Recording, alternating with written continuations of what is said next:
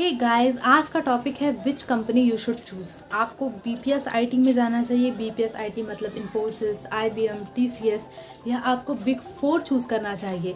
Big four में आता है ईवाई, पीडब्ल्यूसी, केपीएमजी एंड डेलॉयट। तो देखिए, सबसे पहले तो आपकी ज़िंदगी कैसी है और आपका स्पेशलाइजेशन कैसा है, आप ये सोचिए। मिनिमम क्वालिफिकेशन अब ग्रेजुएशन हो गया है, जो आपको हर एक एक पढ़ाई में लगेगा और हर एक एक जॉब में भी लगेगा। कोई भी जॉब करने जाएंगे तो मिनिमम आपको ग्रेजुएशन चाहिए, चाहे आप टीसीएस में जाए, चाहे वो इन्फोसिस में जाए, या चाहे आप डेलॉयट में जाए। तो अब मुद्दा ये है कि डिसाइड कैसे करें कि ये चूज़ करे या वो चूज़ करे। देखिए, टीसीएस बीपीएस में क्या है ना, टीसीएस का मैं बार नाम क्यों ले रही हूँ, अच्छा मैं टीसीएस में काम की ना इसलिए। बीपीएस इंडस्ट्री में क्या है ना, बीपीएस और आईटीएस इंडस्ट्री में क्या है कि आपकी जॉब जो होती है वो स्पेशली 9 to 6 वाली ही होती है। आपका काम ख़त्म हो जाएगा, उसके बाद आप आराम से लॉग आउट करके अपनी ज़िंदगी जी सकते हैं। बिग फोर में पर्सनल लाइफ को मैनेज करना थोड़ा कठिन है। यहाँ पे सैटरडे संडे छुट्टी मिलेगा ही मिलेगा, इस चीज़ की कोई गारंटी नहीं होती है। और यहाँ पे पर्सनल लाइफ में क्या होता है ना कि लोग क्या कहते हैं यहाँ पे कि एक एक दिन तो ऐसा जाता है कंपनी में जब हमारे पास काम भी नहीं होता है, और एक एक दिन ऐसा होता है कि जिस दिन हमारे पास इतना काम होता है कि खाने पीने का भी समय नहीं मिलता है। तो मैं बिग फोर की बुराई नहीं करूँगी, क्योंकि मैं खुद एक बिग फोर में काम करती हूँ। तो बिग फोर में क्या है ना कि आपको छुट्टी लेना है तो आप छुट्टी लीजिए, सब कुछ आपको मिलेगा, मगर आपको कंपनी के हिसाब से ही चलना पड़ेगा, क्योंकि यहाँ पे सीज़न में काम होता है। सीज़न का मतलब क्या होता है ना, जैसे मैं टैक्स प्रिपेयर करती हूँ तो यहाँ पे मेरा यूएस टैक्स का सीज़न ये है कि फरवरी से हम लोग टैक्स प्रिपेयर करना स्टार्ट कर देते हैं। ये अप्रैल 15 तक चलता है। अप्रैल 15 के बाद भी मेरा थोड़ा थोड़ा काम का चाप रहता है, मगर बाय गॉड मैं बता रही हूँ, अप्रैल 15, ये जो फरवरी से अप्रैल का जो महीना है ना, उसमें मुझे खाने पीने का भी समय नहीं रहता है। पूरा दिन काम, पूरा दिन काम, पूरा दिन काम। और बाकी सब दिन जब जून, जुलाई, अगस्त, जिसमें काम का प्रेशर बहुत ही ज़्यादा नेग्लिजिबल होता है, जहाँ पे काम ना के बराबर होता है। तो मैं आपको यही समझाना चाह रही हूँ कि अगर आप आईटीएस कंपनी ज्वाइन करते हैं तो यहाँ पे पूरा साल आपके पास इवन काम रहेगा। इतना काम आपको पूरा साल मिलना है, आपको मालूम है। मगर अगर आप बिग फोर ज्वाइन करेंगे ना तो आपको मालूम नहीं रहेगा कि आपके पास कब ज़्यादा काम होगा, कब कम काम होगा, कब आपको बिज़ी रहना है, कब आपको फ्री रहना है। तो इसीलिए मैं थोड़ा पर्सनल लाइफ को लेकर यहाँ पर ऊपर नीचे चलता रहता है। अगर पैसे की बात करें, अब आएगा सैलरी अगर देखा जाए तो बिग फोर भरपूर पैसा देता है, इसीलिए क्योंकि नंबर ऑफ़ एम्प्लॉयज़ यहाँ पे आईटी कंपनी के मुकाबले थोड़े कम होते हैं। यहाँ पे अगर 5000 एम्प्लॉय ही सिर्फ काम कर रहे हैं तो वो एक ही बंदा सपोज करिए 1.5 आदमी का काम कर रहा होगा या 2 आदमी का।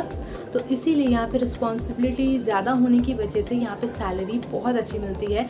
अगर आपको फिनेंशियली बहुत ज़्यादा स्टेबल होना है, अपनी ज़िंदगी में पैसा ही पैसा चाहिए, तो आप बिग फोर ज्वाइन कीजिए। और अगर आपको लाइफ में पीस चाहिए बहुत ज़्यादा कि नहीं बस इतना ही काम मुझे करना है, इतना पैसा लेना है, मैं शांति से बैठ जाऊँगा, तो आप आईटीएस कंपनी या बीपीएस ज्वाइन कीजिए।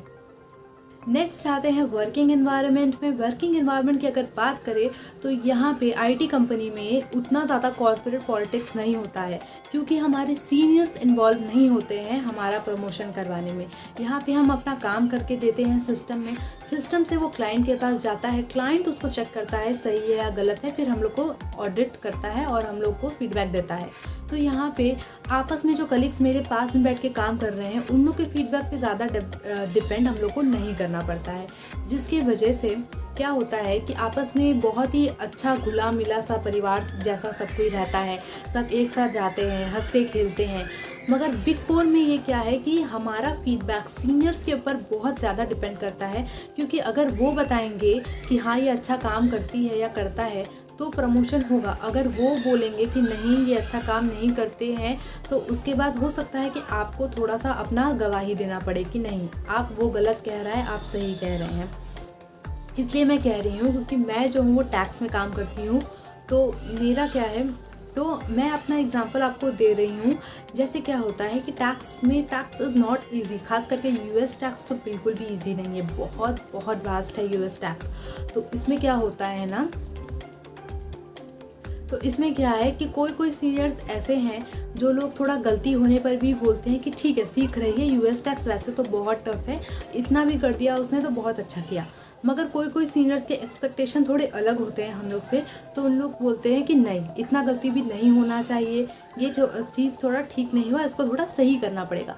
तो मैं आपको यही समझाना चाह रही हूँ कि ये डिपेंड करता है फ्रॉम सीनियर्स टू सीनियर्स कि वो आपको कैसा रेटिंग देते हैं, उसी की बदौलत पे आपका बाकी सब आगे बढ़ना या पीछे जाना लिखा हुआ है।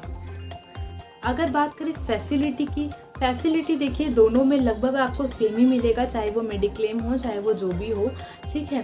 फैसिलिटी के हिसाब से आप मत सोचिएगा, क्योंकि क्या होता है कि TCS एक ऐसा कंपनी है जिसका मेडिकल फैसिलिटी बहुत सुपर है, बहुत सुपर। यहाँ तक कि वो क्या बोलते हैं उसको, डोमिसिलरी क्लेम भी देता है। डोमिसिलरी मतलब आप जो नॉर्मल डॉक्टर के पास जाते हैं ना, वो सब चेकअप कराने के लिए, वो सब का भी क्लेम आपको TCS दे देता है।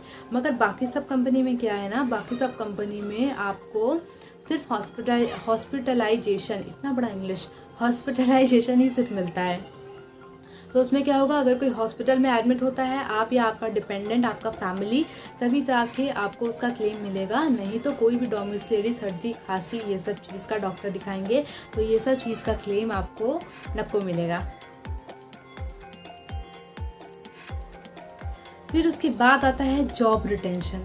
जॉब रिटेंशन अगर मेरे एक्सपीरियंस से देखा जाए, मैंने दोनों में ही काम किया है, बिग 4 में भी काम किया है, ITS कंपनी में भी काम किया है, BPS में। तो यहाँ पे अगर देखा जाए जो जॉब रिटेंशन TCS में बहुत ज़्यादा था, बहुत अच्छा था। यहाँ पे पता ही नहीं चलता था कैसे प्रोबेशन पीरियड चला गया। प्रोबेशन पीरियड क्या होता है जानते हैं? बहुत लोग जानते ही होंगे, मगर फ्रेशर्स को मैं बता दूं, जब भी आप कोई कंपनी ज्वाइन करते हैं पहला 6 मंथ में आपको परमानेंट एम्प्लॉय के रूप में नहीं रखा जाता है, आपको प्रोबेशन पीरियड में रखा जाता है। मतलब पहले 6 मंथ आपको ऑब्जर्व किया जाता है कि आप कैसा काम करते हैं, आप अच्छा काम कर रहे हैं या ख़राब। अगर आप ख़राब काम करेंगे तो आपका प्रोबेशन पीरियड हो सकता है क्लियर ना हो, अच्छा काम करेंगे तो आपका प्रोबेशन पीरियड क्लियर होकर आप एक तो परमानेंट एम्प्लॉय के रूप में वहाँ पर अपॉइंट हो जाएंगे। और कोई कोई मैनेजर के हाथ में भी होता है कि आपका प्रोविज़न एक्सटेंड कर दिया जाए। अगर उन्हें ऐसा लगता है कि आप उतने ख़राब नहीं हैं, आप उतने अच्छे भी नहीं हैं, आपको अगर चांस दिया जाए तो आप अच्छा करेंगे, तो वो प्रोविज़न पीरियड 6 महीने से बढ़कर 3 महीना और 9 महीने का हो जाता है। तब आपको 3 महीना और स्क्रूटनी में रखा जाएगा, चेकिंग में रखा जाएगा कि आप कैसा काम कर रहे हैं। उसके बाद भी अगर आप ख़राब काम करेंगे तो आपको टाटा बाय बाय बोल दिया जाएगा। अच्छा से काम करेंगे तो आप वहाँ पे परमानेंट हो जाएंगे।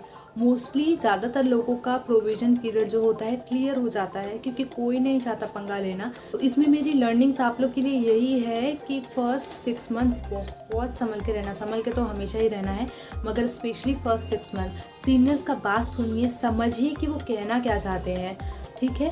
वो जैसा कहे वैसा ही करिए, क्योंकि वो वहाँ पे बहुत साल से काम कर रहे हैं, तो उनको पता है कैसे जीना है। अच्छे से बात कीजिए, सबसे अच्छा व्यवहार रखिए, किसी से भी पंगा मत लीजिए। इनफैक्ट मैं इन शॉर्ट यही कहना चाहूँगी। वीडियो अच्छा लगा हो तो लाइक, शेयर और सब्सक्राइब कीजिए। चैनल को सब्सक्राइब करना बिल्कुल ना भूलें।